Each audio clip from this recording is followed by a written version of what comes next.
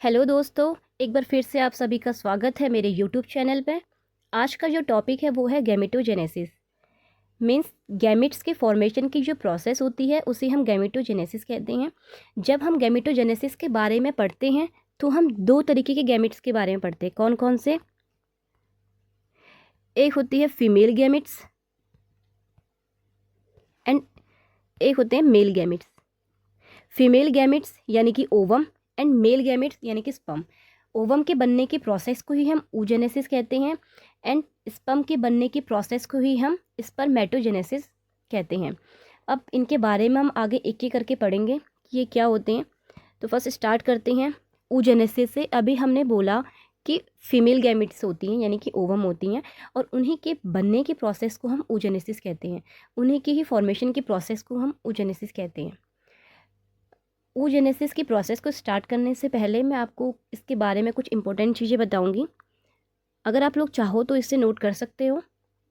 First important चीज़ तो ये है कि oogenesis की प्रोसेस स्टार्ट कब होती है। तो oogenesis की जो प्रोसेस है ये स्टार्ट होती है इंट्रा यूटेराइन लाइफ में। ठीक, आप लोग मेरी ना राइटिंग पे मत जाना, बहुत गंदी राइटिंग है। बस मोटो ये है कि आपको समझ आनी चाहिए चीज़ें। तो हमने क्या बोला कि oogenesis की प्रोसेस स्टार्ट कब होती है, ये इंट्रा यूट्राइन लाइफ में स्टार्ट हो जाती है। मतलब जब एक फ़ीमेल चाइल्ड अपनी मदर की वूम में होती है तभी से ये प्रोसेस जो है वो स्टार्ट हो जाती है। नेक्स्ट जो इम्पोर्टेंट पॉइंट है वो ये है कि oogenesis की प्रोसेस किस वजह से हो पाती है। ठीक है, तो ये आपने एक नाम सुना होगा मुलेरियन डक्ट का, है ना। तो इसी मुलेरियन डक्ट के फंक्शनल होने की वजह से oogenesis की जो प्रोसेस है वो स्टार्ट हो पाती है। आई होप आपको ये चीज़ें समझ आई होंगी। अब हम स्टार्ट करते हैं oogenesis की प्रोसेस को। सबसे फर्स्ट क्या होती है, फीमेल जर्म सेल्स होती हैं। ओके, फीमेल जर्म सेल्स में क्या होता है, कंटिन्यू माइटोटिक डिवीज़न चलता है और ये कन्वर्ट हो जाती हैं किसमें, उगोनिया में। अब मैं आपको उगोनिया के बारे में कुछ चीज़ें बताऊंगी। जब मदर अपने 20 वीक्स ऑफ जेस्टेशन में होती हैं उस टाइम पे उगोनिया में कंटिन्यू डिवीज़न चलते रहता है एंड इनका नंबर मैक्सिमम पहुंच जाता है कितना, अराउंड 7 मिलियंस। ओके, मैंने क्या बोला कि जब मदर को 20 हफ्ते हुए होते हैं प्रेगनेंसी कंसीव किए हुए, ठीक है, तो जब वो 20 वीक्स में होती है अपने, तो उस टाइम पे उगोनिया में कंटिन्यू डिवीज़न चलते रहता है। ठीक है, और इनका नंबर मैक्सिमम पहुंच जाता है कितना, 7 मिलियन, अराउंड 7 मिलियंस। ठीक, उगोनिया में क्या है, कंटिन्यू डिवीज़न चलते रह रहा है एंड ये फर्स्ट माइटोटिक डिवीज़न के किसमें, प्रोफेज में एंटर कर जाती हैं। ठीक है, तो ये किस में एंटर करती हैं, फर्स्ट माइटोटिक डिवीज़न के प्रोफेज में ये एंटर कर जाती हैं। प्रोफेज में भी कौन सी स्टेज में ये एंटर करती हैं, ये डिक्टोटिन एक स्टेज होती है, ठीक है, उसमें ये एंटर कर जाती हैं। ये है डिक्टोटिन स्टेज। ठीक है, अब आप लोग सोच रहे होंगे कि अभी तक तो ये प्रोफेज था, अब ये डिक्टोटिन स्टेज कहाँ से आ गया। तो मैं आपको बता दूं कि ये डिक्टोटिन स्टेज कहीं से आया नहीं है। होता क्या है ना कि जैसे ही प्रोफेज का एंड होता है और मेटाफेज स्टार्ट होता है तो उसके बीच ये डिक्टोटिन स्टेज होता है जिसमें ज़्यादातर जो उगोनियाँ होती हैं वो एंटर होकर के अरेस्ट हो जाती हैं। ठीक है, बाद में ये रिप्लेस हो जाती हैं किससे, प्राइमरी oocyte से।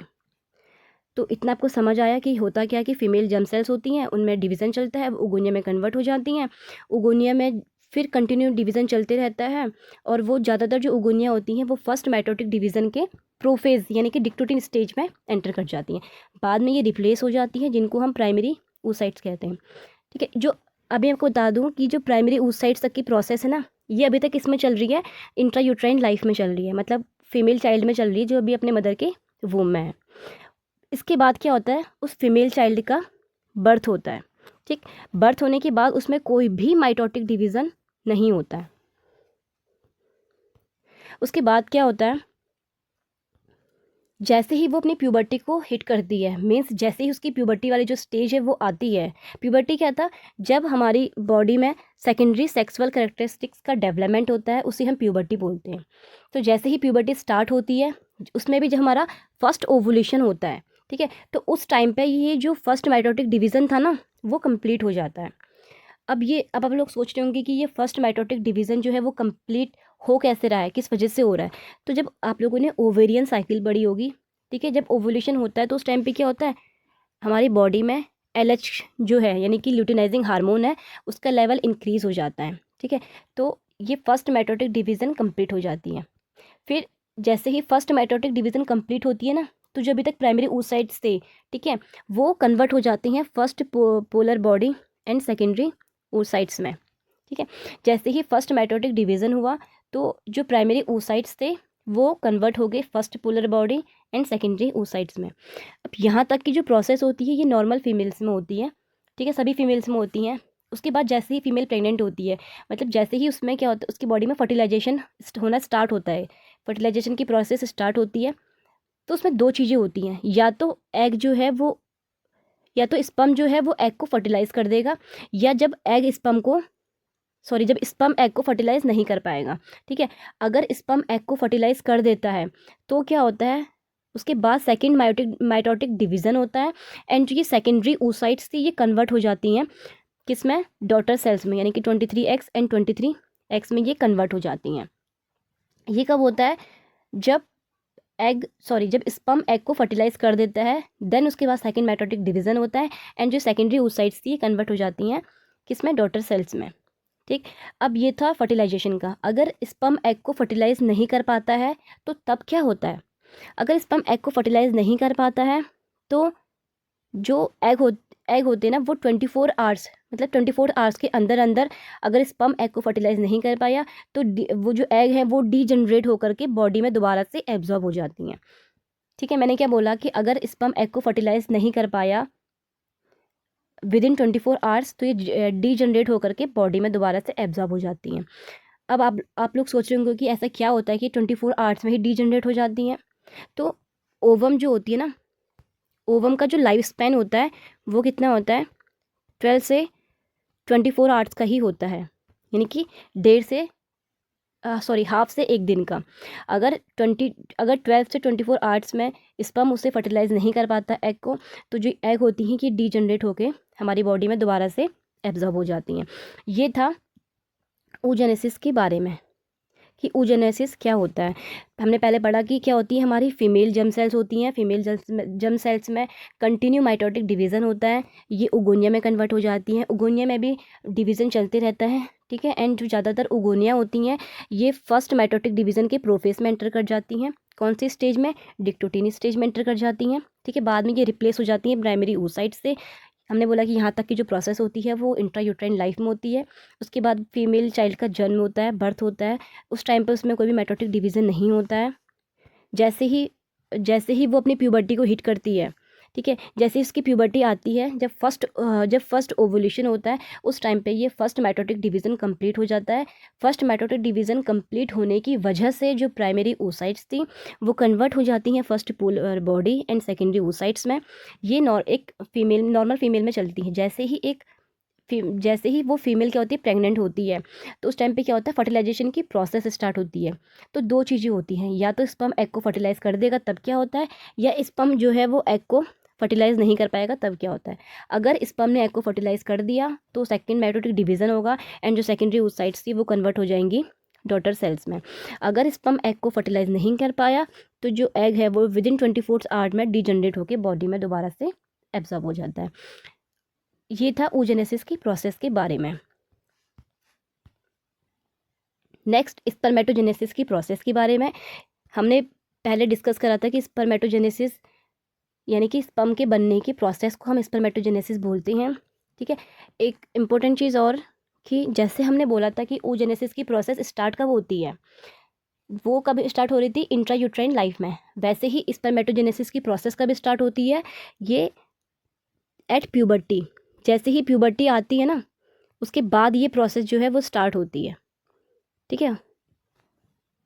उसके बाद ही ये जो प्रोसेस है वो स्टार्ट होती है।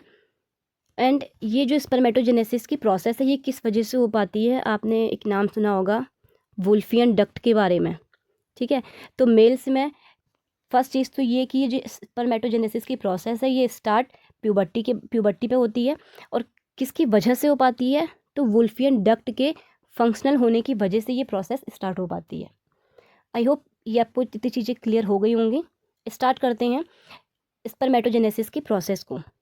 इसमें फर्स्ट मेल जर्म सेल्स होती हैं, ठीक है। मेल जर्म सेल्स में कंटिन्यू माइटोटिक डिवीज़न चलता है और ये स्पर्मेटोगोनिया में कन्वर्ट हो जाती है।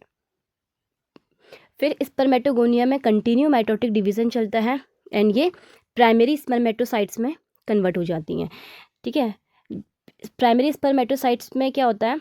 इसमें फर्स्ट माइटोटिक डिवीज़न होता है। जैसे ही ये फर्स्ट माइटोटिक डिवीज़न कंप्लीट होता है, ये सेकेंडरी स्पर्मेटोसाइट्स में कन्वर्ट हो जाती हैं। मीन्स 23X और 23Y में ये जो प्राइमरी oocytes थी, सॉरी, जो प्राइमरी स्पर्मेटोसाइट्स थी, ये फर्स्ट माइटोटिक डिवीज़न के बाद ये कन्वर्ट हो जाती हैं 23X एंड 23Y में, जिसको हमने क्या बोला? सेकेंडरी स्पर्मेटोसाइट्स कहा। उसके बाद क्या होता है? जब ये सेकेंडरी स्पर्मेटोसाइट्स में कन्वर्ट हो जाती हैं, यानी कि 23X एंड 23Y में ये कन्वर्ट हो जाती हैं, देन क्या होता है? सेकेंड माइटोटिक डिवीज़न होता है, ठीक है। सेकेंड माइटोटिक डिवीज़न होने के बाद जो सेकेंडरी स्पर्मेटोसाइट्स थी वो, यानी कि 23X एंड 23Y, वो कन्वर्ट हो जाती हैं डॉटर सेल्स में, यानी कि स्पर्मेटिड्स में ये कन्वर्ट हो जाती हैं। 23X, 23X, 23Y and 23Y, इन्हीं को हम क्या बोलते हैं? स्पर्मेटिड्स बोलते हैं, ठीक। एक चीज़ और कि जो ये स्पर्मेटिड्स जो ये कन्वर्ट हुई है ना सेकेंडरी स्पर्मेटोसाइट से, जो ये कन्वर्ट हुई हैं स्पर्मेटिड्स में, अभी जो ये स्पर्म होती हैं ये क्या होते हैं? इमेच्योर और नॉन मोटाइल होते हैं, ठीक है। ये प्रॉपर तरीके से मैच्योर नहीं होते हैं, प्रॉपर तरीके से मोटाइल नहीं होते हैं। अब इन स्पर्मेटिड्स में क्या होता है ना, ट्रांसफॉर्मेशन रिएक्शन होती है, जिसकी वजह से जो ये स्पर्मेटिड्स थे वो स्पर्मेटोजोआ में कन्वर्ट हो जाते हैं। स्पर्मेटोजोआ क्या होते हैं? ये मैच्योर स्पर्म होते हैं और मोटाइल स्पर्म होते हैं, ठीक है। तो ये था स्पर्मेटोजेनेसिस की प्रोसेस के बारे में। हमने क्या पढ़ा था कि स्पर्मेटोजेनेसिस जो प्रोसेस है वो स्टार्ट कब होती है? ये प्यूबर्टी के टाइम पे स्टार्ट होती है। किसकी वजह से होती है? वुल्फियन डक्ट के फंक्शनल होने की वजह से होती है। फर्स्ट इसमें मेल जर्म सेल्स थी, उनमें माइटोटिक डिवीज़न हुआ, स्पर्मेटोगोनिया में कन्वर्ट हुई, ठीक है। देन उसमें माइटोटिक डिवीज़न हुआ, कंटिन्यू माइटोटिक डिवीज़न होने के बाद वो प्राइमरी स्पर्मेटोसाइट्स में कन्वर्ट हो गई। जब फर्स्ट माइटोटिक डिवीज़न कंप्लीट हो जाता है तो जो प्राइमरी oocytes होती हैं वो सेकेंडरी oocytes में, यानी कि 23X एंड 23Y, जिनको हमने क्या बोला? सेकेंडरी oocytes बोला, ये उसमें कन्वर्ट हो जाती हैं। उसके बाद क्या होता है? फिर क्या होता है? जब सेकेंडरी स्पर्मेटोसाइट्स बन जाती हैं उसके बाद इनमें सेकेंड माइटोटिक डिवीज़न होता है, जिससे ये जो सेकेंडरी oocytes थी वो कन्वर्ट हो जाती है किसमें? 23X, 23X, 23Y and 23Y, जिनको हमने क्या बोला? स्पर्मेटिड्स बोला, ठीक है। अभी जो स्पर्मेटिड्स हैं वो क्या है? इमेच्योर है, नॉन मोटाइल है। अब इनसे क्या होना है? मैच्योर और मोटाइल स्पर्म बनना है, तो उसके लिए क्या होता है? इसमें एक ट्रांसफॉर्मेशन रिएक्शन अगर होती है, जिसकी वजह से जो स्पर्मेटिड्स होते हैं ये कन्वर्ट हो जाते हैं हमारे स्पर्मेटोजोआ में। स्पर्मेटोजोआ क्या होते हैं? ये मोटाइल एंड मैच्योर स्पर्म होते हैं, ठीक है। तो ये था स्पर्मेटोजेनेसिस की प्रोसेस के बारे में, ठीक। आई होप कि आपको ये वीडियो समझ आई होगी। Thank you.